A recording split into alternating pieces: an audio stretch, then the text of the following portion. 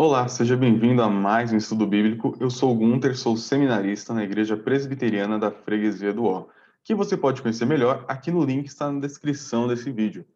Nós daremos continuidade à nossa série de estudos sobre a oração do Pai Nosso e que nós intitulamos aqui de Oração do Senhor. Nós estamos estudando petição a petição, pedaço a pedaço dessa oração, como que ela serve de modelo para a nossa vida de oração e também para a nossa vida cristã de modo geral, passando pelos temas envolvidos nessa oração tão conhecida por todos nós.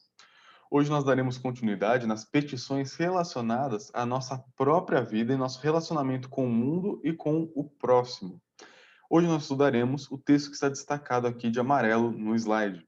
Eu vou ler o texto inteiro de Mateus 6, do 9 ao 13, e em seguida nós começaremos a exposição do nosso ponto de hoje. Assim nos diz o texto de Mateus 6. Portanto, vós orareis assim: Pai nosso que estás nos céus, santificado seja o teu nome. Venha o teu reino, faça-se a tua vontade, assim na terra como no céu.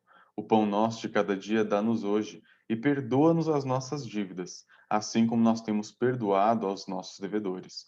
E não nos deixes cair em tentação, mas livra-nos do mal, pois teu é o reino, o poder e a glória para sempre. Amém.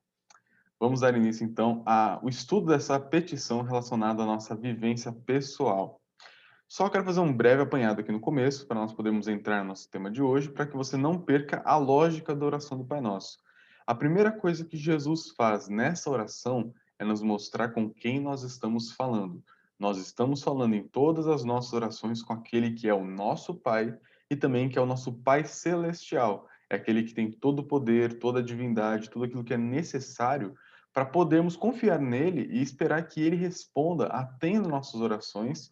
Por quê? Porque ele é poderoso e porque ele tem um relacionamento de amor conosco. Ele nos ama, nos adotou em Cristo Jesus e com base nisso que ele fez por nós e naquilo que ele é, nós podemos orar. Se nós não conhecêssemos a Deus, nunca poderíamos orar com alguma confiança, mas ele se revelou a nós na Bíblia, se revelou a nós em Cristo Jesus, nos mostrando quem ele é. E por causa disso, nós podemos confiar nele. Depois de nos apresentar com quem nós estamos falando, Jesus nos instrui a pedir três coisas. Em primeiro lugar, que o nome de Deus seja santificado, que o reino de Deus seja manifesto, expandido por toda a terra, e que a vontade de Deus seja realizada. E a gente viu ainda o qualificativo disso, que ela seja realizada na terra, assim como ela é feita nos céus, de maneira pronta, de maneira obediente, de maneira perfeita. Essas três primeiras petições nos mostram que, em primeiro lugar nas nossas vidas, deve estar quem Deus é. Isso deve estar na nossa oração, isso deve estar na nossa vivência, isso deve estar nos nossos desejos. A coisa mais sublime que nós devemos desejar, a que mais deve ocupar o nosso coração, é o desejo de ver o nome de Deus sendo reconhecido por tudo e todos, o reino dele expandido e a vontade dele sendo feita. Depois que essas três coisas estão sendo apresentadas a Deus em oração, Jesus nos mostra o que nós podemos e devemos pedir para nós mesmos, na nossa vida pessoal, nosso relacionamento com os outros, com o mundo e com tudo que está ao nosso redor. Na semana passada, quando começamos a estudar as petições relacionadas à nossa vivência, nós vimos que a primeira petição, o pão nosso de cada dia nos dai hoje, nos ensina que Deus nos dê confiança nele para o nosso sustento. Nós vimos que pão não é simplesmente aquele alimento à base de grãos, mas é tudo aquilo que é necessário para a nossa existência. Nós somos completamente dependentes, completamente frágeis e precisamos do cuidado daquele que é soberano, que está nos céus e que cuida de nós como um pai. Na petição de hoje, perdoa-nos as nossas dívidas, que nós vamos dividir em duas partes, porque é um tema bem que dá pano para manga, nós precisamos explicar bem algumas coisas. Na primeira parte de hoje, nós vamos ver que nós precisamos aprender a pedir a Deus perdão para nós que não merecemos esse perdão. Como que funciona a dinâmica do perdão na vida do que já é um cristão, daquele que já é um filho de Deus. Eu quero começar explicando sobre o que é esse perdão. Do que Jesus está nos perdoando, do que Deus nos perdoa. A primeira coisa que nós precisamos entender aqui é que Jesus nos ensina a orar por algo que ele mesmo poderia pedir. Alguns pensam assim: ah, essa aqui é a oração do Senhor, no sentido que é a oração que Jesus fez. Não é bem por aí. Porque tem algumas coisas nessa oração que Jesus não poderia orar. Por exemplo, como Jesus poderia pedir perdão? Ele não tem como pedir perdão, porque ele é santo, ele é perfeito, ele não tem pecado. Graças a Deus por isso. Por ele ser santo e sem pecado, podemos confiar nele como nosso substituto. Mas ele nos ensina, nós somos os filhos de Deus, a orar pedindo que Deus nos perdoe. Nós sim temos algum motivo pelo qual pedir perdão. Nós sim temos fragilidades, fraquezas que revelam quanto que nós precisamos de um Deus que nos perdoe e nos transforme diariamente.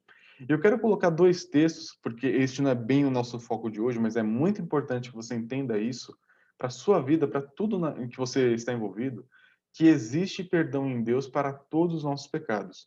O texto que nós vamos estudar hoje não é tanto sobre isso, tem a ver com isso, mas é importante que você entenda muito bem isso.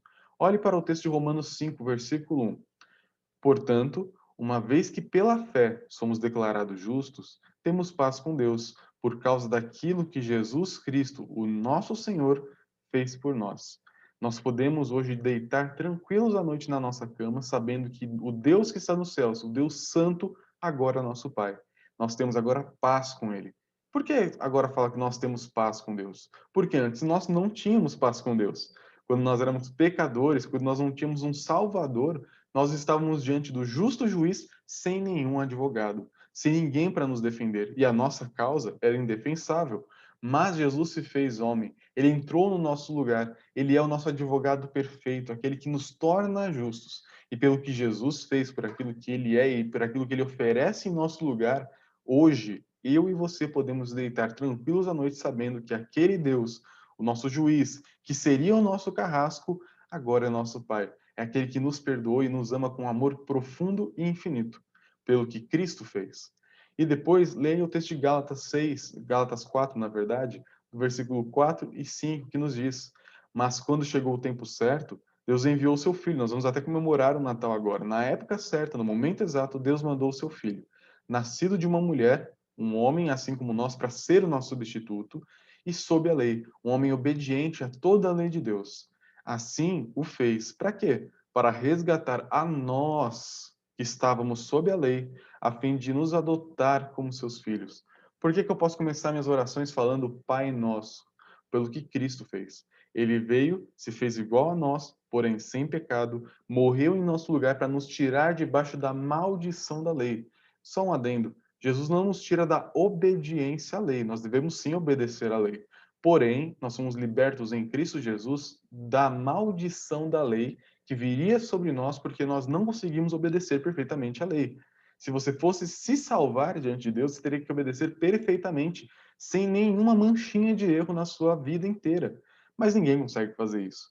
Mas Jesus veio e fez isso no nosso lugar. Ele sim viveu uma vida inteira sem nenhuma única manchinha de pecado, sem uma mínima fraqueza do pecado na sua própria vida. E ele oferece essa santidade, essa perfeição dele a nós na cruz.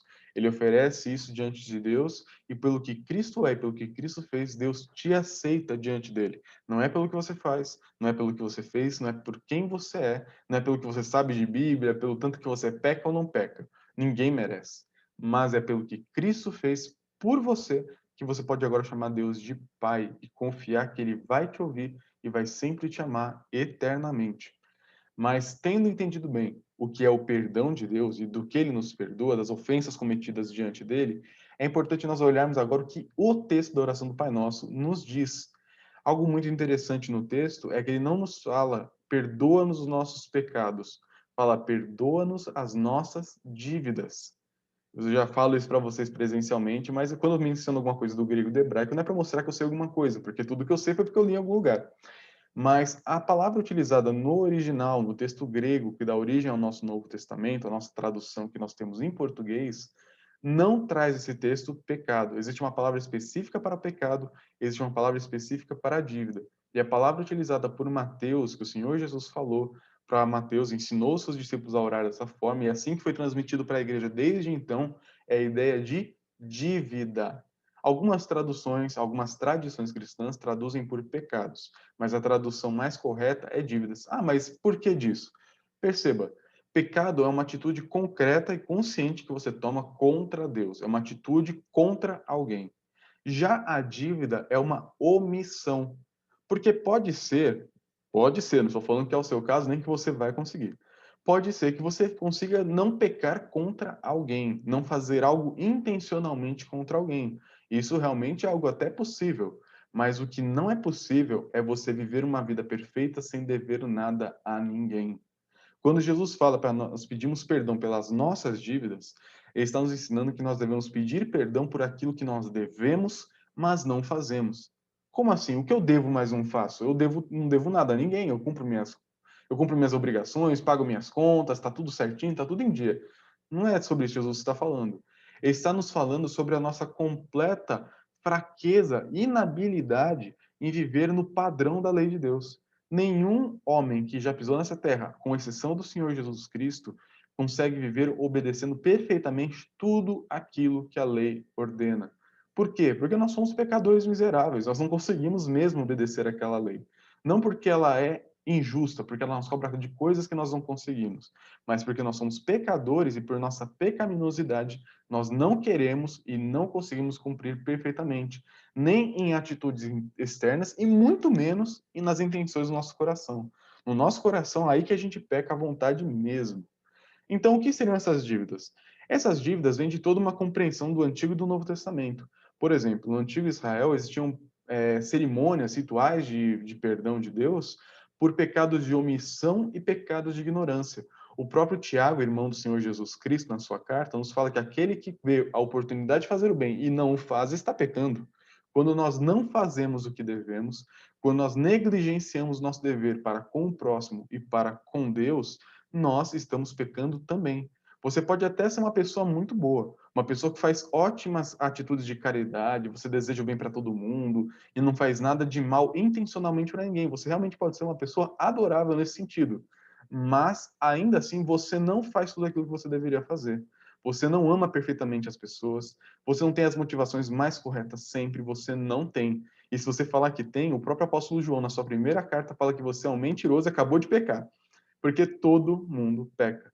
Todo mundo tem um coração podre. Todos nós precisamos de uma transformação diária pelo próprio Senhor Jesus Cristo, pelo próprio Espírito Santo, porque por nós mesmos nós não conseguimos viver a lei de Deus perfeitamente. Por melhor que você seja, eu não estou falando que você é uma pessoa horrível aos olhos dos outros, mas se você for bem honesto e analisar todas as suas motivações, tudo aquilo que você faz e deixa de fazer, você com certeza vai perceber que você está aquém daquilo que a lei de Deus nos exige, que é perfeição. Além disso, dos pecados de ignorância e de omissão, que você comete sem saber, ou que você nem sabia que era pecado, ou que simplesmente você deixa de fazer algo que você deveria fazer, também estão envolvidos aí os pecados que nós cometemos ativamente. Quando Jesus nos ensina a orar na oração do Pai Nosso, perdoa-nos os nossos pecados, perdoa as nossas dívidas, na verdade, ele está nos mostrando que nós precisamos diariamente, assim como do pão, pedir a Deus perdão. Todo dia você tem alguns motivos de oração garantidos aqui na oração do Pai Nosso. Todo dia você tem motivo de orar pedindo que Deus te sustente com o pão diário. Mas também todo dia, quando você pedir pelo pão diário, você também deve orar pedindo que Deus te perdoe das suas dívidas, dos seus pecados, das suas fraquezas. Por quê? Porque todo dia você peca, todo dia você precisa do perdão e da misericórdia de Deus. Todo dia. Assim como o pão, assim é o perdão do Senhor. Mas talvez você tenha ficado com uma dúvida na sua cabeça, uma dúvida que eu mesmo já tive em algumas épocas, que é a seguinte: se na cruz de Cristo Deus perdoa todos os nossos pecados, e de fato Ele perdoa todos os nossos pecados do passado, do presente e do futuro, tudo está resolvido na cruz de Cristo, por que é que eu tenho que pedir perdão diariamente? Se um dia Jesus já me salvou, se ele já me perdoou de tudo que eu já fiz, faço e ainda vou fazer, e é isso que ele realmente faz na Escritura, isso não é uma mentira, é uma verdade, por que que eu tenho que pedir perdão? Porque todo dia eu tenho que chegar diante de Deus e falar: Senhor, me perdoa pelas minhas dívidas, me perdoa por aquilo que eu não fiz, me perdoe por aquilo que eu também fiz. Por quê? Por um simples motivo, que Jesus já nos mostrou lá no comecinho da oração do Pai Nosso. Porque Deus é o nosso Pai e não uma máquina. Se Deus fosse uma máquina, uma mera calculadora divina que subtrai e adiciona pecados, estava tudo certo. Jesus realmente nos perdoou, pagou nossa dívida, rasgou o contrato, tá tudo certo. Acabou. Mas o nosso Deus não é assim. Nosso Deus não é uma mera máquina divina. Nosso Deus é um Pai, um Deus pessoal, um Deus que tem um relacionamento conosco. Para pensar. Não sei como era o seu pai, talvez você tenha tido um pai horrível, mas mesmo um pai horrível, ainda assim é um pai. O nosso padrão de paternidade não são nossos próprios pais, mas aquele pai que Deus é. E quando nós olhamos para tudo aquilo que o nosso Pai nos oferece em Cristo Jesus, para todo perdão, todo amor, toda misericórdia, todo carinho, sustento diário, tudo aquilo que Deus nos dá. Não tem, se você for um cristão verdadeiro, como viver pensando que você não precisa mais pedir perdão. Tem muitos crentes em dois extremos. Tem alguns que esquecem do perdão de Deus e vivem derrotados, oprimidos pelos seus próprios pecados, pensando que não há mais esperança, de tanto que eles já erraram na vida. Há perdão sim para você. Deus sempre está disposto a nos perdoar.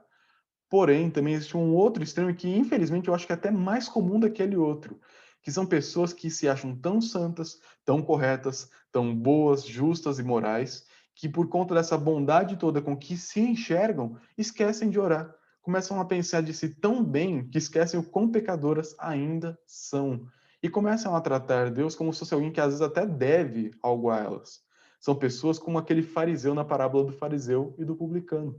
Quando nós olhamos para a atitude do fariseu naquele momento, ele ergue as mãos, ora alto e fala: Senhor, obrigado porque eu não sou como esse homem. Senhor, obrigado porque eu não sou como aquele outro. Senhor, obrigado porque eu não sou como aquela mulher. Senhor, obrigado porque eu não sou igual a minha vizinha. Senhor, obrigado porque eu não sou igual a minha esposa. Obrigado porque eu não sou igual ao meu marido, igual ao meu filho, igual aos meus pais. Senhor, obrigado porque eu sou mais eu. Senhor, obrigado porque eu sou maravilhoso. Eu sou incrível. Eu faço bem. Eu desejo bem. Não desejo mal a ninguém. Eu faço tudo que eu posso pelos outros. Eu dou minha vida pelos outros. Senhor, como eu sou maravilhoso. Muito obrigado por ser eu. Tem gente que é assim, talvez não de uma maneira tão caricaturada, mas às vezes, por conta da sua falta de consciência do quanto que precisam pedir perdão diariamente, começam a se enxergar, mesmo que não falem desse jeito, dessa forma. Quando, na verdade, Jesus nos mostra que aquele que voltou para casa justificado aquele dia foi publicano. Aquele que não tinha coragem nem de olhar para cima, símbolo de olhar e pedir algo para Deus, não tinha nem coragem para isso.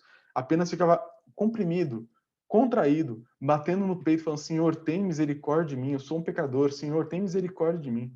Nós precisamos reconhecer, por mais bonzinho que você acha que você seja, você ainda é um pecador. E se você é filho de Deus, você precisa pedir perdão, esteja você num extremo ou num outro. Seja você uma pessoa que pensa que não há mais perdão ou uma pessoa que pensa que nem precisa mais de perdão de tão santa que você já é. Todos precisam de perdão, porque todos nós temos um Pai celestial, todos nós que cremos no Senhor Jesus. E se você crê no Senhor Jesus, você tem perdão garantido, mas também tem a necessidade urgente de pedir perdão diariamente. Se Deus é o nosso Pai e nós não pedimos perdão, nós vivemos com um Pai que nós tratamos mal. E é interessante porque nós, da Igreja Presbiteriana do Brasil, adotamos um documento chamado Confissão de Fé de Westminster e os Catecismos também, que não são a Bíblia, não tem mais autoridade que a Bíblia, apenas uma explicação doutrinária do que a Bíblia fala. E é interessante que um determinado momento da Confissão de Fé nos diz que em alguns momentos da nossa vida, Deus pode afastar de nós aquela sensação de amor, de cuidado, de carinho, por conta dos nossos pecados. Que Ele pode tirar de nós um pouco da nossa certeza, convicção e alegria nele, para nós nos arrependermos e voltarmos para Ele. Não é que você vai perder a sua salvação, não é que Deus vai deixar de te amar, mas pode ser que às vezes ele te deixe passar por alguns apuros só para você aprender a andar com o nariz menos empinado e mais dependente dele, porque ele é o nosso Pai. E é com base nesse relacionamento que nós devemos orar diariamente: Senhor, me perdoa as dívidas. Senhor, me perdoa os meus pecados, porque eu sou um pecador. Mas eu também quero terminar aqui mostrando uma última questão para vocês, que é meio que uma nossa conclusão aqui. Os nossos pecados diários não anulam o que Cristo fez, eu já falei isso, mas podem afetar a nossa relação com o nosso Pai Celestial. Isso eu acabei de mencionar sobre a nossa confissão de fé.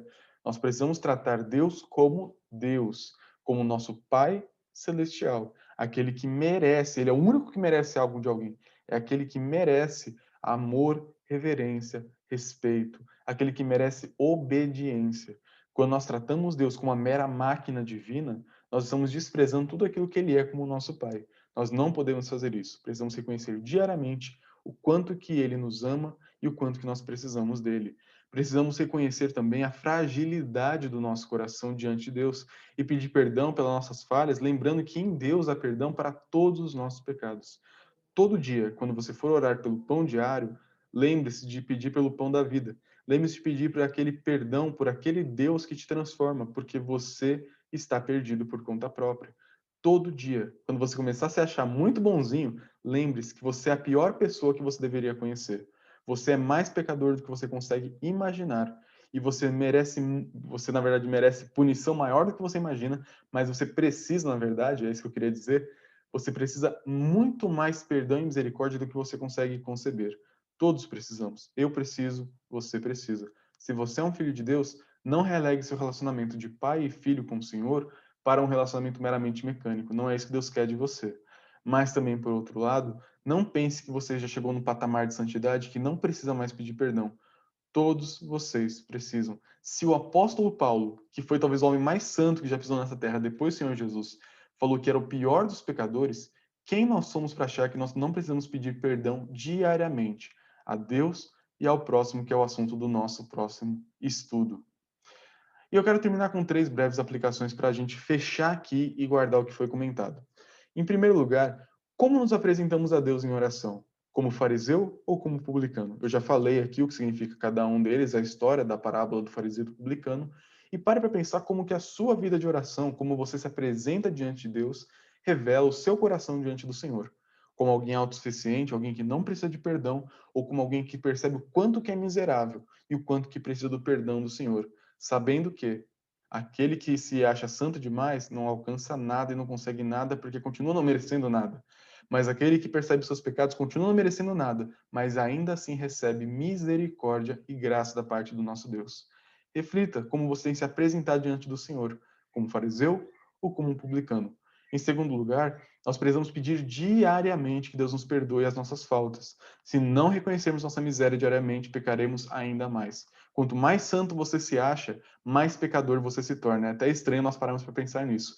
Mas quanto mais você acha que você não precisa da graça e da misericórdia de Deus, mais você vai pecar e nem vai perceber de tão iludido que você está na sua própria falsa santidade.